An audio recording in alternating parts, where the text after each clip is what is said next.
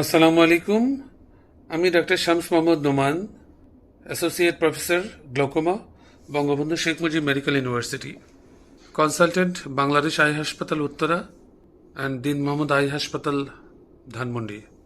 Glaucoma রোগ নিয়ে কিছু বলতে চাই। গ্লোকোমা এমন একটা রোগ যেটা চোখের ভেতরে চোখের যে চাপ আছে সে চাপটা বেড়ে গিয়ে চোখের পিছনের নার্ভটা নষ্ট হয়ে যায়। এতে প্রথমে চোখের দৃষ্টি পরিধি, তারপর দৃষ্টিশক্তি নষ্ট হয়ে যায়। গ্লোকোমা অপূরণীয় অন্ধত্বের একটা প্রধান কারণ। বেশিরভাগ গ্লোকোমা কোনো সিমটম থাকে না, কোনো উপসর্গ থাকে না, সেগুলোকে প্রাইমারি গ্লোকোমা বলে, ওপেন অ্যাঙ্গেল গ্লোকোমা। আর কিছু কিছু গ্লোকোমা আছে যেটাতে চোখে প্রচণ্ড ব্যথা হয়, লাল হয়, সেটাকে অ্যাঙ্গেল ক্লোজার গ্লোকোমা বলে অথবা সেকেন্ডারি গ্লোকোমাও বলে।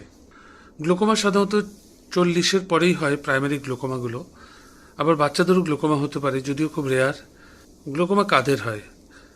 যাদের পারিবারিকভাবে বংশানুক্রমিক হিস্ট্রি থাকে, ডায়াবেটিস, ব্লাড প্রেশার বেশি থাকে, যারা মাইনাস পাওয়ারের লেন্স পরে, এছাড়াও চোখে আঘাত লাগলে, চোখ লাল হলে, চোখে প্রদাহ হলে এক চোখে গ্লোকোমা হতে পারে।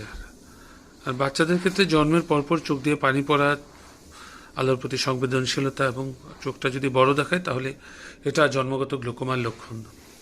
গ্লোকোমা নিয়ে অনেক কথাই আমরা বিভিন্ন পত্রপত্রিকায় লেখা দেখতে পাই। আমার কিছু স্পেসিফিক সতর্কতামূলক কিছু কথা আছে। সাধারণত আমরা বাচ্চাদের চোখে চুলকানি হয় এবং চুলকানির জন্য আমরা সাধারণত ফার্মেসিতে গিয়ে কিছু ড্রপ দিয়ে দিই এবং এতে বাচ্চার চুলকানি চলে যায়। এভাবে যখনই চুলকানি হয় তখনই আমরা তাকে ড্রপ দিচ্ছি।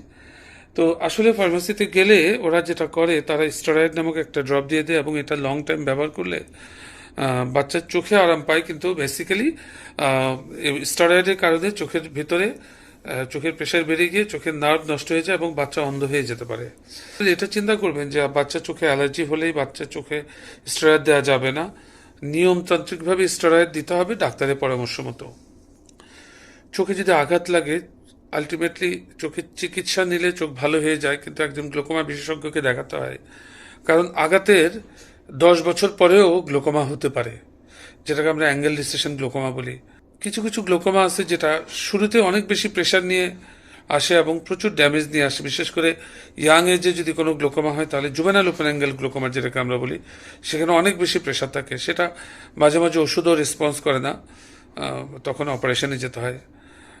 আপনারা শুনে খুশি হবেন যে আমাদের দেশে গ্লোকোমার সব ধরনের চিকিৎসাই বিদ্যমান আছে, সব ধরনের চিকিৎসাই করা হয়, সব ধরনের মেডিকেশনস আমাদের দেশে অ্যাভেলেবেল। যদি তাতে না হয় তখন গ্লোকোমা সার্জারির ব্যবস্থা আছে, লেজার আছে।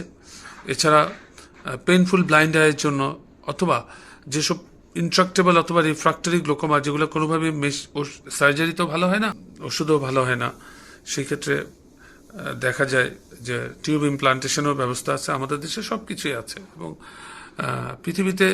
পৃথিবীতে যত ধরনের চিকিৎসা আছে সবগুলো চিকিৎসাই বাংলাদেশে হয়। আপনারা নিজের চোখের যত্ন নিন।